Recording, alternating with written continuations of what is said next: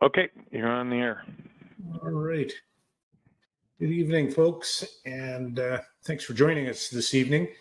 Mike and I have been chatting about GridTracker, I think probably about 2 years now. That'd be about right, Mike? Maybe Yep. Back when you and Tim were poking around with it initially. And really took another look at it this year as sporadic E-season set in. And I kind of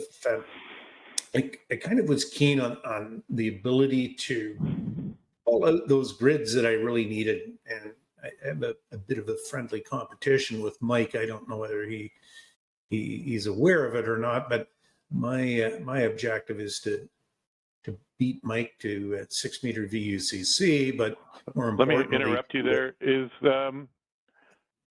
Andy's screen clear as a bell or fuzzy? For everybody else, It's fuzzy. It's kind of fuzzy. It's kind of fuzzy. Okay. Like It's pixelated. my shared screen or the video? Yeah. The video, the shared screen. Kill your video. Shared screen. I'll Well, that drop that. works. Maybe you want to put the shared screen up. Okay, yeah, carry on. I will share. You go ahead and do that, Mike, and I'll carry on in the interest of time, because I'm such a tremendous storyteller. Mike doesn't know this, or maybe he does, but I'm going to beat Mike to the Fred Fish Award.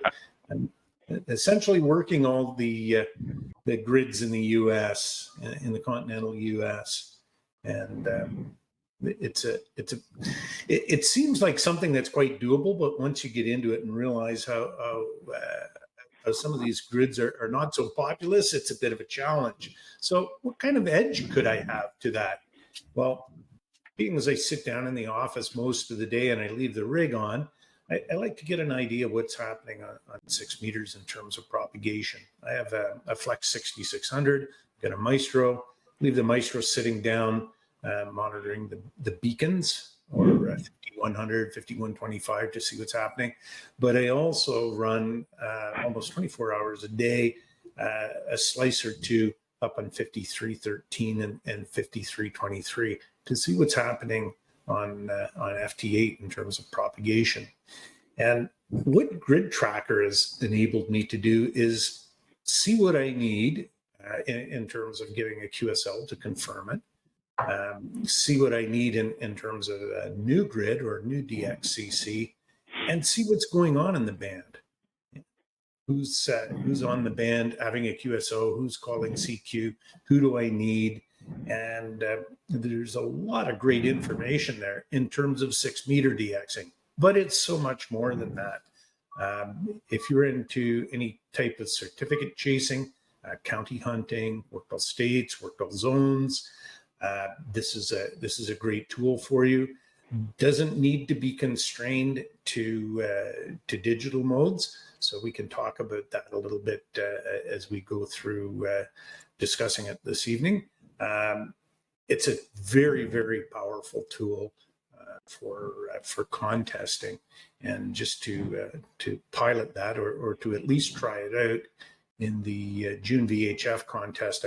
I put that up on a Raspberry Pi at the Mississauga Club Station V3MIS, and I let it run standalone. And guys, you know what? If you're in there and there's only a couple of operators, you don't have all 4 stations going, glance over your shoulder periodically and see what's happening on 6 meters. It's a tremendously powerful and graphic representation of what's possible. Mike, I'm going to pause it there, and we'll let you take it for a minute. All right. So on the screen we have shared, I'm on 20 meters right now, and it happened to be tracking grid squares on 20. And some people do that, and they don't, but I'm just doing that because it's fairly dynamic, and you can see a lot of information. And by the way, we will go through how to integrate it with your FT8 program near the end. Right here, these, assuming if this was like for me 6 meters, the green squares mean that this is a guy calling CQ, and I can hover my mouse over it, and it says, last message was a CQ message, and the reds are, see, I can't remember the reds are confirmed grids for you. So Right. you've worked somebody. So this guy in the red, yeah, I worked him back on Sunday, October 21st, 2018, or in that grid. And that may be because of some filtering I have turned on. That may be a grid. I worked him. It could be on any mode. I could decide I only want to see my digital contacts. I don't spend all my time in digital work, but that's what the color code is here, and that's sort of the important. The cool part, I think, is these black lines are current QSOs that are happening. So essentially, GridTracker is listening to all this traffic rolling down, which of course on 20 or 15 or 40 at night, you can't pay attention to it. It just goes so fast, right? And you might say, oh, there's Croatia or something. Blocking the entrance. Have fun. Thank you. Okay. And so this gives you the visual of, sort of what's going on in the band. You could leave it on 10 meters and just walk away and have this on a monitor and just have it showing. It makes a great screen display for a ham shack if you want to get carried away. Like I've done, many people with a Raspberry Pi and a display. And it runs on Linux, it runs on Windows, and it runs on Mac actually, and it works very well. So how does it know? Well, you can load your logbook up to it, or you can go get your logbook from Logbook of the World. I question how well that one works, but I just generally load my logbook by a couple of steps. And in case you don't know it, all of our logbooks have the ability to back it up to a file called ADIF. And every logbook program out there today can deal with a file called ADIF. So about 4 years ago, I spent a whole winter and I tried every logbook that was available. And I would export my logbook, which was about 25,000 contacts, and I'd import it into N3FJB or Ham Radio Deluxe or DX Commander or whatever it's called, and it doesn't matter what logbook you use, at least from that perspective, they all honor the setup for ADIF, so it made it easy to test. What I did was I manually loaded this stuff in here, and without spending a lot of time on it, it's a sort of a save app from your logbook and an import in this program called GridTracker. And I'm only really worried about 6 meters at this time, so I only exported some of my logbook. So this is just cool to watch if you want to see what's going on in the band. And, we could drag this or shrink it or zoom out rather and sort of see where all these lines are going. It sort of also gives me an idea of the sort of propagation we're seeing on 20. Look, this past year, this guy going into, obviously Russia, or maybe not. Oh, yeah. It's actually to Dubai. That's a great circle route to Dubai. So that's what GridTracker can do. And as Andy said, there's a number of awards you can travel, whether it's grid, counties, countries, prefixes, and et cetera. Now, here's the key part. All right, this is cool, but it's still hard. There's a lot of information. We have this tool called the roster. It's right here. If you see my mouse, I'm on the left-hand side about the middle. If you pop up the roster, it now presents everything it's hearing directly related to your logbook and highlighting things. And Andy's, it's almost in 20 meters. It's overwhelming. 6 is a little easier, but I can see that Peter's not paying attention to us. He's calling CQ right here. And by the way, I could double click on him and work him, and it will send the command to WSJT, which is really nice. I wondered if it'd see me. Yep. It's pretty quiet here, Peter. I hear a lot. So, and there's and it just changes every 15 seconds. Half that if you're doing FT4. So it's a really dynamic page. So you'll see these filters at the top where say, hey, I want a specific call sign or grid or DXCC or WPX. Let's just flip that on. I still can't remember what OAMS is. Off-air messaging system. Oh, he's got that, right? So you can text message the guy. That's right. Yeah. One of the things that's kind of neat, well, Mike has this up here. You can customize the display that you see in call roster. So I think this one that Mike has is a pretty effective one. If you're out tracking grids, for example, I need the call. I need to know what grid it is. Who are they working? It's nice to know the signal strength as well. Like if you're copying something down neg 25, you're going to have a bit of work for it, and also gives you a beam heading there. If Mike needed, for example, that grid, that particular grid, let's use E77EA as an example, that particular grid would be highlighted. It would have a blue background. And that solid blue background tells Mike, I need that grid. Likewise, if it was like that, there you go. Like that. And if it were, for example, to be a DXCC that Mike needed, it would light up an orange amber color. So those are a couple of clues there. One of the things that I like about this is aging. So on 6 meters, propagation can change in the wink of an eye. So I like to organize things by age. So the most recent spots, those are the ones that are probably more real to me, for example, than the ones that are maybe 5 minutes old. Propagation may have come and gone. So there's some pretty powerful things that you can do in terms of setting the roster up. Another couple of interesting pieces here. You're sitting on 20 meters, and you want to know when that D-expedition becomes active. And you're going to sit around all day and listen on a 14074 or 14090 and wait for the D-expedition to pop up. All you need to do here is put it in the wanted call sign. And you can let all the other traffic go by, and when it appears on your call roster, you know you're good to go. And there are some other features here we'll cover off in a moment. You can get an audible warning, for example, when that call sign is finally recognized. If you are contesting, what you would do with this, for example, is start with a blank log, as you would at the beginning of the contest, and you can keep an eye on what's out there and what you need. It's largely been used for digital modes.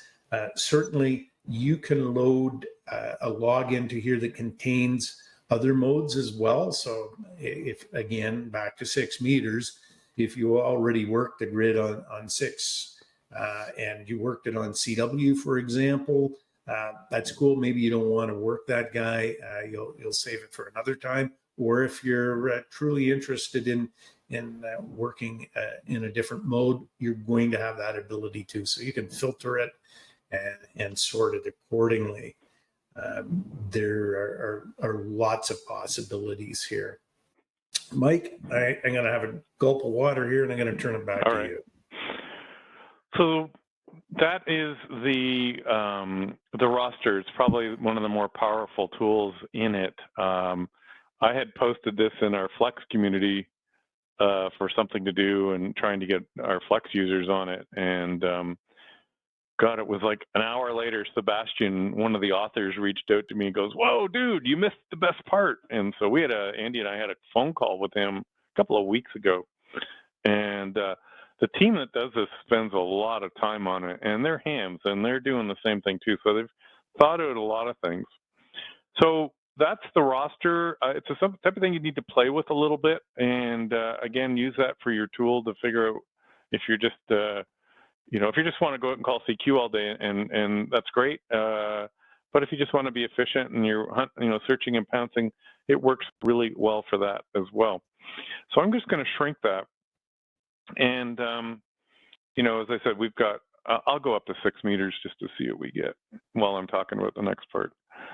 So I'm going to scroll down. Dennis had a question, Mike, and I'll just grab that. What modes are being tracked? So currently, Mike is set up with WSJTx, or I said it was JTDX, so WSJTX in this case, and Mike's mode selected by WSJTX is FT8.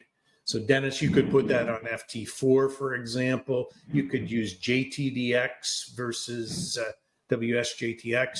They both have their pros and cons, and that's a discussion, as Alton Brown would say, for another episode. And Mike, I'd love to get into that chat. Okay. Well, let's get to the meat first, in case you happen to be sitting in front of your computer. There's one thing you have to set up in the settings of both programs. And by the way, if you want, you can run these on 2 different computers at the same time. You don't have to dedicate one computer. And that's the advantage of where we're heading today with amateur radio, with network-based intercommunication. So that allows us to do multiple things at the same time.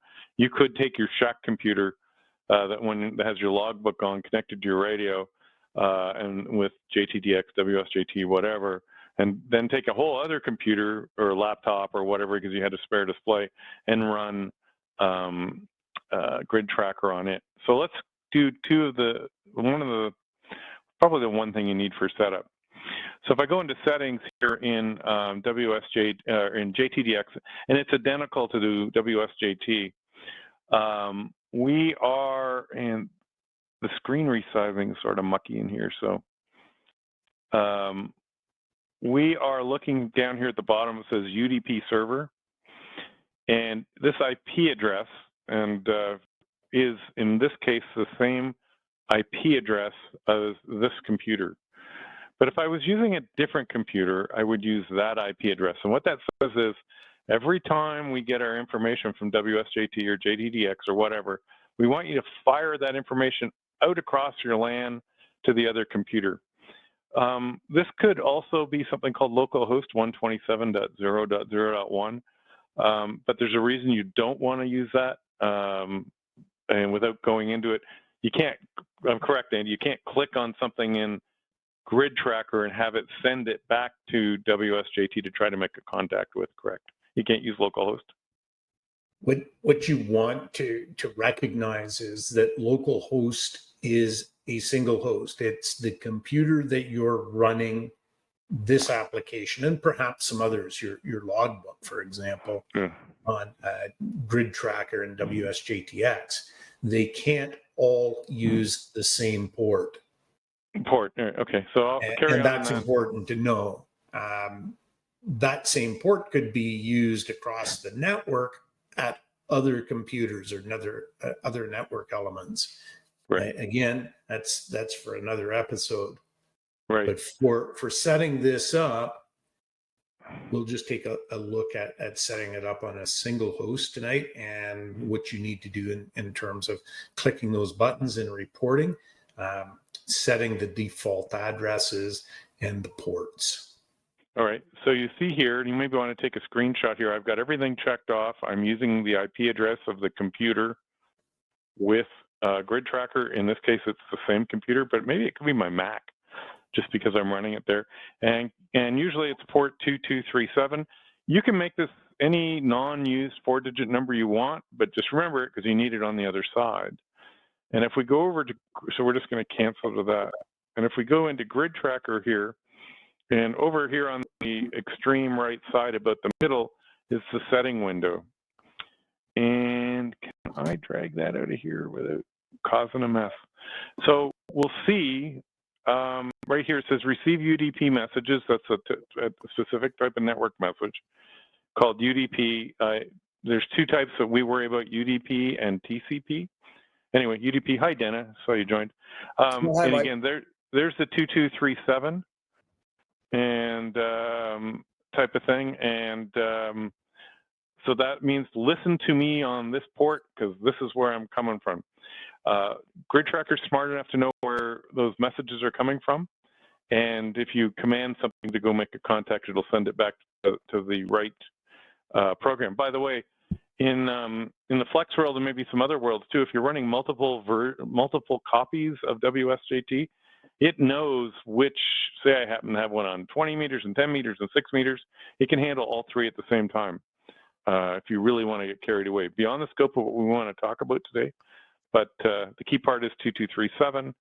And then so that's all you want to do. Don't worry about multicast. The advanced part is you could take that message and send it somewhere else, but we're not going to talk about that today. And then we'll flip over here to logbook. I can't see it under. What you want to do is logging, Mike. Yeah, I can't see it. It's under controls here. Just a second. Logging. Here it goes. There's my logging. This is the other panel you want to look at.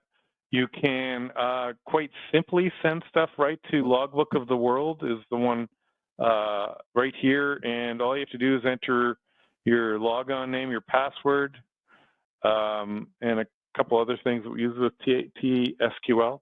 And it's got this advantage, by the way, to test it. So go ahead.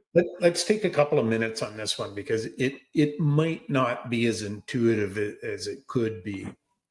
Let's first off, take a look at GridTracker and the options here. Do you want it turned on at startup?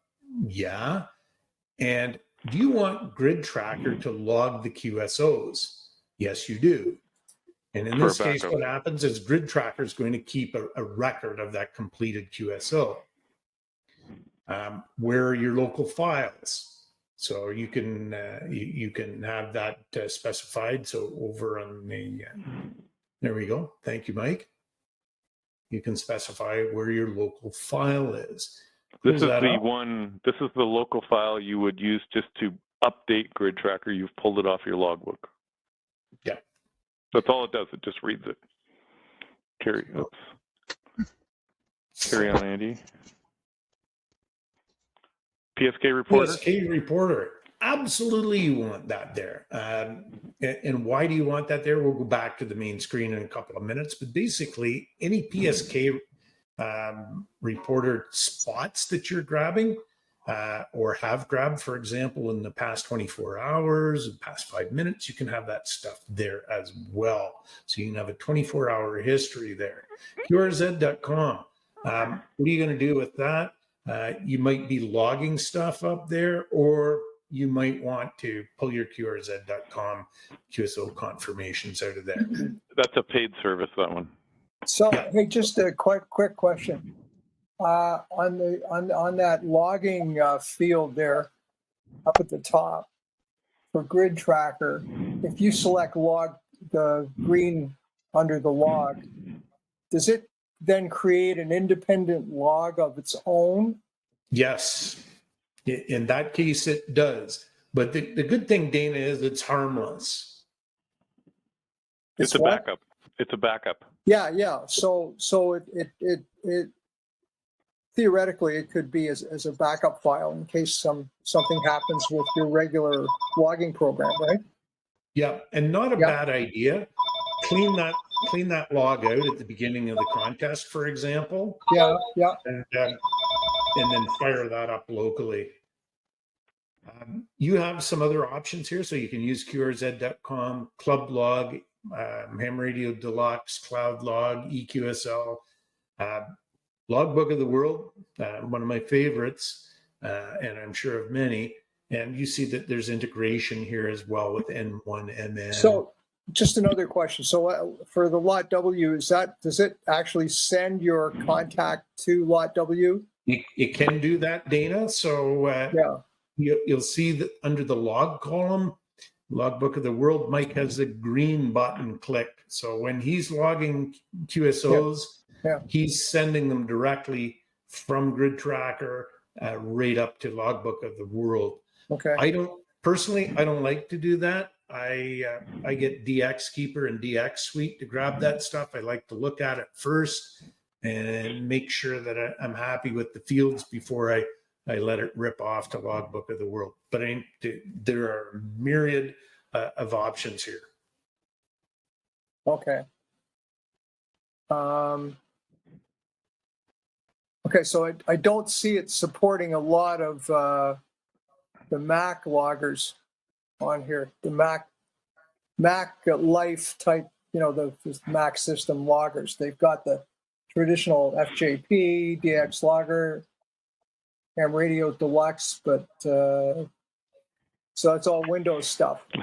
So there are ways to deal with that, Dana. The real-time way to deal with that, a little more complex perhaps, is that logger perhaps is enabled to listen to a UDP broadcast.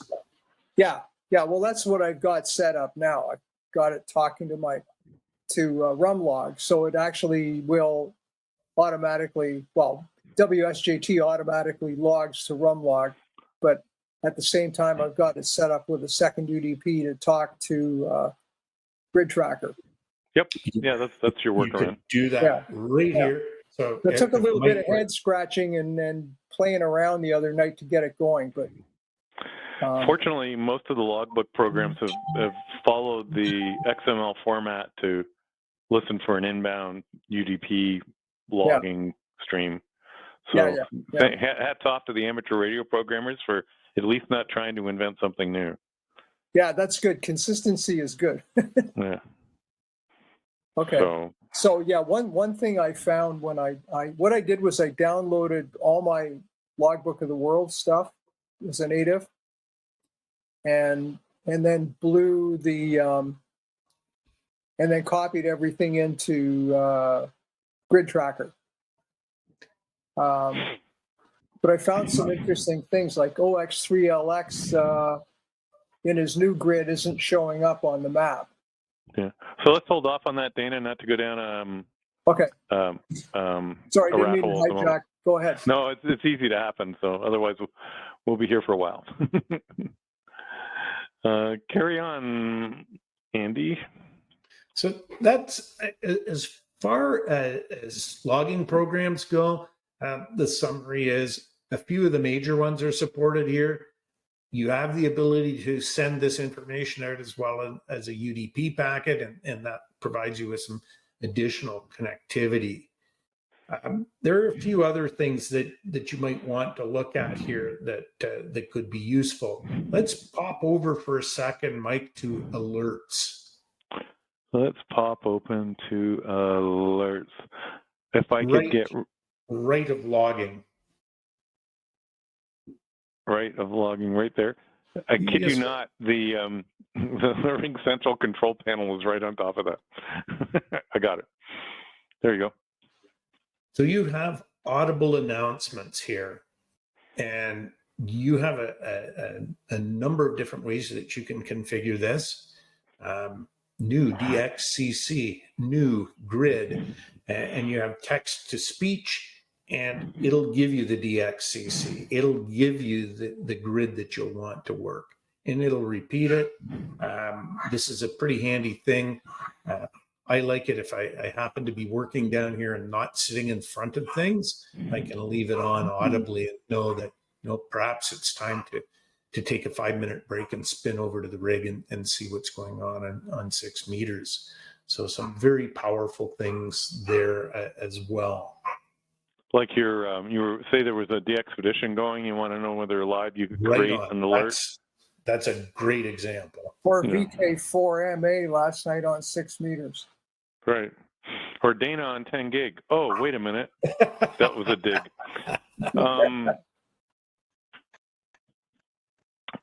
So a lot of feature-rich stuff here. And Andy, anything? I flipped to 6 meters, by the way. So are you done on the alerts? Yeah, I think I'm done on the alert. I don't want to spend any time really talking about on-air messaging system. You guys can read up on that. That's personal bias. I don't care for it. Go use ON4KST if you want. You can overlay. So, Mike, I don't know whether you've been running PSK Reporter, but you could just drop the PSK. No. I'd have to call CQ. Go drop PSK 24 hours. See if you had anything in there. So here's over the past day. Excuse me. Bless you. Over the past day, Mike's station has heard some of those purple boxes. Are they purple or blue? I don't know. Purple. So over the past 24 hours, he's heard them. But guess what? Mike missed that one up there. What one is that? Oh, up here? FN07. Oh, yeah, It I didn't marked work Michelle before. FN07, Mike. If for some reason, like Paul was saying, he's not in my logbook, but I've worked him, I don't know how many times. So I hear him on literally ground wave all the time. So those, what you'll see there is what Mike has heard at his station over the past 24 hours. Those colorations of those grids, they will fade away over time. So in the course of 5 minutes, those things will fade out. That's also another pretty cool effect that you'll see real time. So if you have a real time grid that lit up, for example, the guy was calling CQ and it was 3 or 4 minutes ago, the intensity of the green in that grid will diminish over time. Another kind of cool thing. If you happen to be receiving spots, those things can show up as a little dot. And I'm saying dot versus pin because you can use this in pin mode.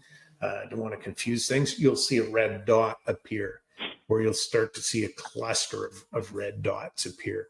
Now you're getting information that says there's more going on here that you're being fed. So neat stuff. The Logbook of the World button is, if you're a Logbook of the World user, is a pretty powerful thing. It's just going to go and download it. So if you've got some QSOs from last night that have been confirmed, just click the Logbook of the World button. It'll go gray for a couple of minutes, maybe, or a few seconds.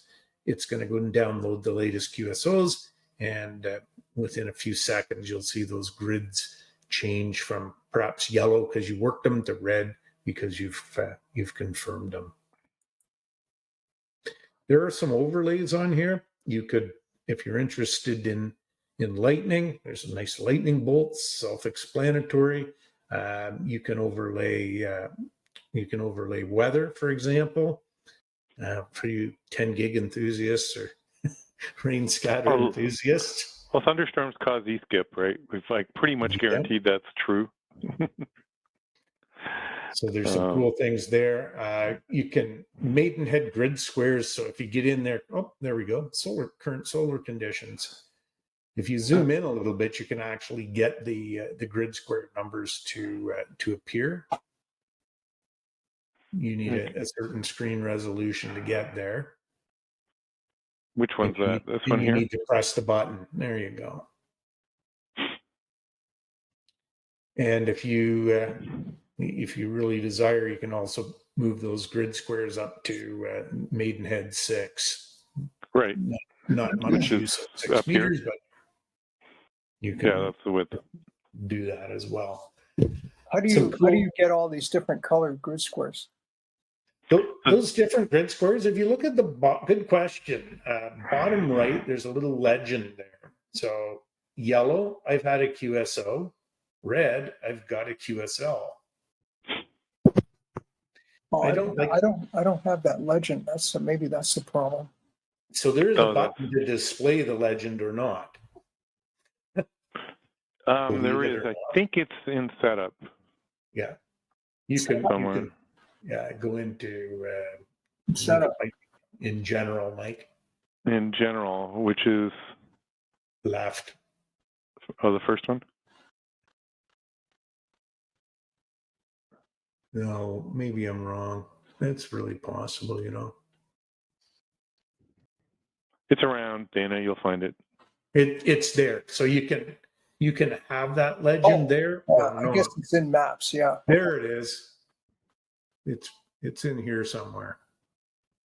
Yeah, it's around. You'll find it. I'm going to go and look on my version here, Mike, because I'm set up a little bit differently. Yeah, the colors are the key part too. So when I'm working hard all day long, I often sit here and I'll go looking for greens. And this one's, this grid is in 2 splits. And so I've worked this guy a bunch of times, and yet right here it says, hey, K8CX is actually calling CQ. And if we bring the roster back up, will probably see him if I do this and make a few changes.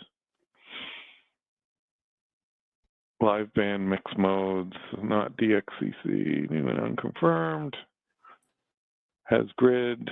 Anyway, so you get to that point where this controls your roster, which that's a pretty powerful feature. So the color over the color with the diagonal slash. If you've got a yellow square, so you've had the QSO before, but you've got a slash green, you might want to go and look because it could be another station in the same grid that you could probably grab a confirmation from. So maybe there's only one call sign in the particular grid that is up there. Mike, go look at that one at the top of Lake Superior that's in yellow. Okay, so V3KRP, you and me both. I don't have a QSL from V3KRP. Should V3KRP come on and be active again, call CQ, we'll get a diagonal line across that box or that grid, and it'll be green on the bottom side of it. If another station went up there, Paul PC decides to go on a rover journey and winds up there, he'll appear as green as well, and you can go work him, and maybe Paul's using Logbook of the World. And that's almost his neck of the woods. Right. North is north, right? Yeah. A lot closer to Thunder Bay than you may think. Mm-hmm. To the other side of the bridge? Oh, yeah. And this guy here in the blue is calling CQDX. V3 Victor November. Yeah. So if you reference down to the legend in the bottom right, you'll see CQDX. One thing that maybe doesn't just jump out is QSX. What does QSX mean in versus QSY? Took me a while to figure that out. All this says is the guy's calling someone else. That's it. Yep. There's somebody active there. He's calling someone else. QTH, surprisingly, that's your QTH. And that's the orange box. And what's going on at 6? Yeah, not much. Pretty quiet. I saw Victor November up, and it's about CQDX Victor November. But yeah, so on the top of the roster, did I kill the roster? On the top of the roster, say 13 head, 0 in roster, meaning I don't, 13 herd. And then the other thing you may notice at the top here, Andy, what's it say? Because I said I can't read. Oh, I can move that. Haha. 373 worked, 338 confirmed according to Logbook of the World on 6 meters. 374 worked, 328 confirmed. And just to do a little bit of bragging, I moved to this QTH and went active on 6 meters in June 2021. I love 6 meters. It is the magic band. Your first while, the first 100 grids you worked were on a wire. Yep. Off-center fed dipole for 40 meters up about 35, 40 feet. And that's where the first 100 grids came from. Karen has a question for you in the chat because I think you might be able to answer it better than I can. Let's see what Karen says. At one point, all of my red grids turned yellow. So my QSLs are no longer detected. What happened? Great question. Karen, you need to reload your log. And that would be the 8. So what's happened here is your local log knows that you've worked them, but the QSL confirmation is coming from some other place. So it could be your logging program, or it could be Logbook of the World. And the problem is that the QSL confirmation is coming from your log where you've actually identified that, okay, Logbook of the World. The local log that GridTracker keeps, it has no idea whether you got a QSL card back or not. So basically what you want to do is reload your logbook of the world. Cool. Did that answer your question? Okay. I think that was about as far roughly as we wanted to go, Andy, unless there's something else you wanted to touch on, or we can certainly take some questions. There's a whack of stuff in here, and you know, we've only touched on the surface. There's some timers in there. I think those are really important. As you get used to the program, you may want to take data away from the screen and keep things really current. Super useful during contesting. Mike and I have had some chats with Sebastian, one of the primary developers of GridTracker. I have some ideas. I've been reading in some other groups about some ideas. I saw an interesting one today, and that was, could we have a muff map overlay? And really, it's not that difficult because you can set the type of map that you would like for the background here very easily. So if you wanted to, choose the map that you like for the background that works well with a muff overlay. We have a weather overlay. We have a lightning overlay. It's very easy to go and get the muff overlay. So the developers will take a look at that and decide how easy that is to implement and whether that gets thrown into an upcoming release. One of the other things that I've been kind of putzing around with in the background is I like CW Skimmer in contests. So I'll open up Slice Master, for example, to operate with the Flex. Go and grab a pan adapter full of CW call signs. Wouldn't it be cool to throw those on there as well? So instead of feeding GridTracker with FT8 information, I can send GridTracker the call sign that it captured and perhaps an exchange that it captured. There are lots of possibilities there. Andy, Michael, maybe can you talk a bit about connectivity to, the rig, computer, that kind of stuff? The connectivity piece is amazingly easy, Chris, and I'll start it and kick it over to Mike. If you have JTDX running or WSJTx running, you're golden. So if that's already running on your PC today, you're good to go with this. As far as any additional interface required on the audio or RF side, that's a conversation between your radio and that particular program. Mike, anything that you want to add to that? No, just to reinforce, this is the only connectivity.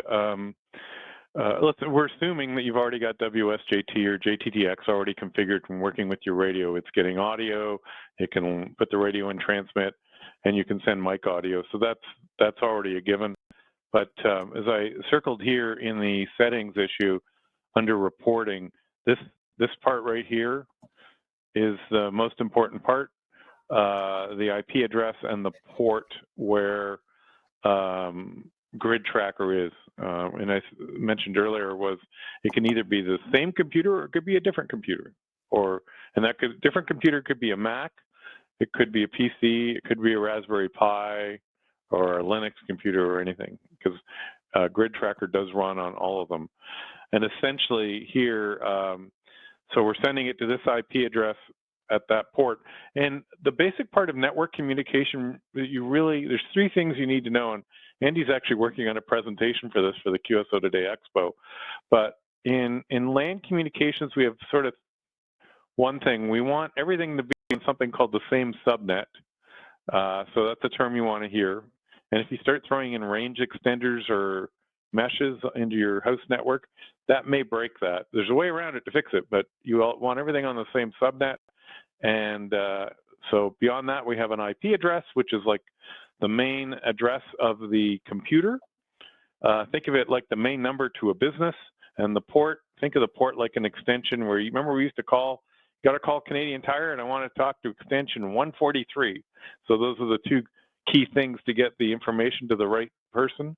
In this case, 2237 is the one we want to use, or it's sort of the default, meaning that it's probably not, I'm trying to undo annotations. There we go. We're trying not to conflict with other port numbers. The good news is if you get it wrong, you're not going to really break anything. It just won't work. And if we go back into, I mean, it's like ham radio, right? We try stuff, we break stuff, we fix it. And if we go back here into GridTracker setup under General, it's the first tab, we're listening on 2237, same thing. And that's sort of that's all it is, to have GridTracker listen to what's going on in WSJT. So, Mike, I've got a question. It's Peter. Shoot. Okay. So if I understand what you just said, I don't have to buy a third screen. I can dedicate my old Mac, put it on my local network, get the port thing right, and it will just, it'll work. Yeah, good use for an old Mac, right? Yeah. Peter, one note here. Yeah. It's important. Mike, can you just pull back up JTDX and reporting? Peter, you got to get that out onto the wire or onto the LAN as either a broadcast, a unicast to exactly the host that your Mac host, or a multicast. So let's keep it unicast to make it easy. Yeah. So which is this here. Make sure you've got the IP address of the Mac and put it up in your, for example, in the server that you want to have. In that UDP server, that's the address? Yeah, UDP yeah, I think server. I think I'm okay. Yeah, okay. It's right here. UDP or ID? UDP. UDP. Yeah, don't worry about the ones up here. Yeah. That's not what we need right now. They do things. Who was asking me about logbooks earlier? You know, I have right here, I have this sending, you know, a log entry to Ham Radio Deluxe. I turn it on and off as required. And sometimes because I run remote all the time, what we're actually looking for is the computer that's in my remote station. And the reason I do this is because it keeps all the information in the remote station. I don't have to rely on the internet to move data over the internet and become corrupted, which can happen in an audio stream. And then what I'll do is I'll change this to the IP address because I have a VPN. It's a little more complicated, to the computer I have at home, or my Raspberry Pi at home that's hooked up to a big 60-inch TV, and I just sit there and watch it, and just you can get carried away. But that's the basic part of IP addressing. It seems really foreboding, but there's just two real key parts: the IP address and the port. So you can send UDP not only to the to the computer that it's running on, but also to another IP address? Yep. Huh, I didn't know that. And if you wanted to get carried away, Dana, I've actually done this with N1MM. Everybody else can plug your ears. In the early days, I would send the N1MM data outbound to the WAN address of my house to 12060, and then have the router punch it into the home network, and it would show up on the PC. Jeez. And I use that for QS. And so here's the advantage. There's a whole hour in this discussion, and I actually have a couple of them online about we need to get rid of, stop using RS-232 and go to LAN-based, because all of a sudden we have this ability to just go nuts and get carried away. But that's beyond the scope of today's discussion. But yes, run it on two different PCs. Heck, you want GridTracker running upstairs on a third PC? Knock yourself out. You could figure out a way to distribute it. So Mike, I can take the old Mac and then I can HDMI to my 55-inch TV on the wall. That's what you want to do, Peter. Oh my goodness. That's it. And you leave it there, leave it tied on 50.313, 5323, and it's super powerful. So I really want the Geocron guys to listen for this. I haven't convinced them yet. I've got Andy. I've got a Moxon up 12 feet, and it's working fine. And I'm on 6, and if I'm working guys off the back of the beam, I'm 2,000 kilometers out, and if I turn the Moxon towards them, I get another 500 kilometers. So I'm having a ball. I copied you on 6 early. I'm hearing Neil. Neil's not that far away from me. You're -5, Neil. You see me? I saw you earlier. Yep. Oh, you're off the back of the Moxon. I could point it I at you. pointed at you though. Let's see. I've enabled transmitter. And if you saw my article in that Dave Dunes and I did on Node Red, this is a Node Red screen. Yeah, I'm pointed right at you at 220, 218. I'm Sort of going to my put in the chat box my Ham Shack hotline number and my email address. I'll be happy to help any of you out if you should have some questions. I do have a day job. I'm trying to get my tower all assembled over the weekends, and I'll respond to you as I can. I'm usually down here bright and early in the morning, and by bright and early, I mean 4:30 or 5 o'clock. So you can give a buzz on Ham Shack hotline. If you catch me live, that's probably the best thing. Or if you have a question assembled in an email, happy to help you out like that. Mike, back to you. No, I think we're done, and I am just for yucks. I was calling Peter. I'm pointed away from you, Mike. I see that you see me. Oh no, who is that? No, W4. I got to make sure I have RF out. So anyway. Yeah, W4SO is working me. Oh yeah, so it canceled my. I'll cancel that. Yeah. Any other questions? Yeah, I found all my Greenland grids. Quit bragging. Yeah, you set grid 4 instead of grid 6, and all this other stuff pops up. Worked all grids. Worked all Greenland. Yeah, worked all green, all ice. One of Well, those guys that comes was- to Toronto fairly often. OX3X, right? OX3X, right? Yeah, he comes to Toronto for. He works in the aeronautic business. He's a avionics tech.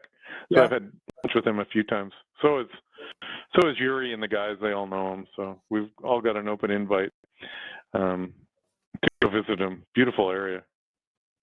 Well, Take the guys, that radio. was a terrific presentation. That was very helpful. Thank you very much. Any other questions, or I'm going to stop the recording and then. I got one. Mike, it's Chuck. Hey, Chuck. So I've been using JT Alert for my interface to HRD. So this would totally replace that. I tossed Am I mine. right? I stopped using it. Yeah. One of the things that I didn't particularly care for, Chuck, was JT Alert and AC log, and the power of GridTracker. It does pretty much everything you want JT Alert, or everything that JT Alert did, and then some. You could punt it for sure. Okay. Yeah, that was my understanding. I just You could use both if you want. You'll have to daisy chain the UDP messages. Remember that out part? You'd have to and use different ports. But yeah. If you feel so inclined, I used to do that, and then it was flaky. It was flaky. Hey, guess what, guys? And I'll tell you about flaky. It was N3FJP and JT Alert and WSJTx at the Mississauga station, where JT Alert was burping, and we were losing QSOs or bits and pieces of data. So we pulled that out of there. I am shutting down because I hear thunder. So we're going to I have a quick question. just Yep. turn it. Hello? Yeah, it's Ted Yeah. here, Hey, Ted. V3SS. I'm just trying to get WSJT working at my station. I've got GridTracker loaded, which was why I was interested in hearing this all. Thank you for it, by the way, guys. I use DX Lab as my main logging thing. So you guys, I guess, are basically telling me that I can, how do I say this, transfer logging data, I guess, between the DX Lab and the GridTracker? Absolutely, and I do that. Right, I use DX Lab as well. Okay. Yeah, that's what I have to try to figure out next. But I'm still having issues just getting WJST itself functioning properly. But once I get that going, maybe I'll have to get in touch with you there, Andy, and we'll talk some more. But thank you again, guys. Appreciate it. I have Thunder, so I haven't done the tie-in to Node Red where it looks at lightning maps and then shuts things down automatically. But so I've just shut down the whole shack. The Tempest implementation, Mike. Oh yeah. Here. Are you at the cottage? Right. Mike, are you at the Yeah, cottage? I'm at the cottage. Yeah. Okay, yeah, I can see the lightning on the lightningmaps.org. So If you look really closely, there's a Peterborough receiver. It's about 8 feet that way. So I have a receiver for the constellation. So I don't have a Tempest here. Andy, it's at the. I don't know why you're so pixelated. Is that PC dying? No, It cleaned up. maybe depends what screen it's on. Let me drag it back. Okay, I'm gonna stop the recording. So Peter, and I will share it with everybody here. How's that? Okay. That work better? Yep. Yeah, could something to do with sending it off the screen. There's the lightning situation in Barrie. No, we're seeing your GridTracker screen. What? Oh, I chose the wrong screen. Sorry about that, guys. Let's get the right screen up there. Still wrong. Still wrong. Share. And let's do that screen. That's okay. I can't find the stop recording button. More. And let's do this. How's that? And sharing screen will improve when your network connection is paid for. That's better. It's better? Yep. So distance from the and the density of the color there represents the number of strikes. So I could go back in there and I could pull the specifics, but you can actually see this one storm has come in and then it's headed back out. And as it's headed out, it's gained a little bit of intensity. You'll see that if you looked at that area of the graph, it's a little bit darker, for example, than it is maybe down in here. Okay, this is really annoying. Edit, view, actual files. The Stop video share. That's really funny, Andy. It won't let me stop recording. It says it's recording.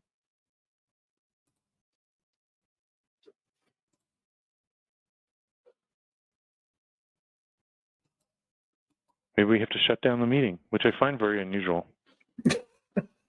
Oh, looks like